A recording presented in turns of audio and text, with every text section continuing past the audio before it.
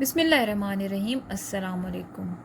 امید ہے آپ سب خیریت سے ہوں گے۔ آج ہمارا آن لائن کلاسز میں سبق کا عنوان ہے دہرائی، اور دہرائی کریں گے ہم اپنی کتاب اردو کتاب کے سبق یوم دفاع پاکستان سے۔ سب کو پتہ ہے کہ یوم دفاع جس کے اندر ہم اپنے ملک کے لیے اپنے ملک کا دفاع کرتے ہیں، مطلب اپنے ملک کے لیے لڑتے ہیں، اس کو دفاع، اس یوم دفاع مطلب اس تاریخ کو یوم دفاع یا اس دن کو یوم دفاع کہا جاتا ہے۔ 6 ستمبر جہاں پہ ہے جو یوم دفاع ہے ہمارا 1965 کی جنگ کی یاد دلاتا ہے۔ ٹھیک ہے، ہم نے یہ سبق پڑھ بھی لیا تو اس کا خلاصہ بھی کر لیتا۔ اب آپ لوگوں نے کیا کرنا ہے کہ اس کے اندر میجر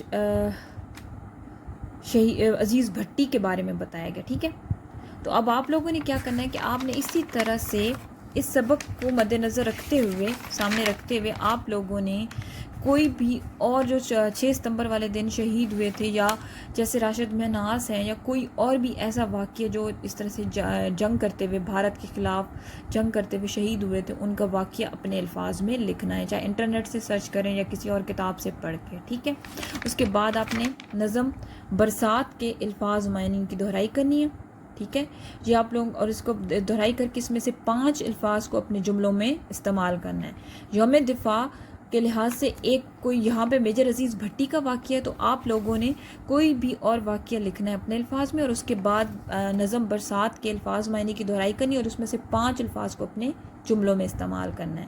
اوکے، نیکسٹ انشاءاللہ دوبارہ نئے سبق کے ساتھ حاضر ہوں گے۔ اللہ حافظ۔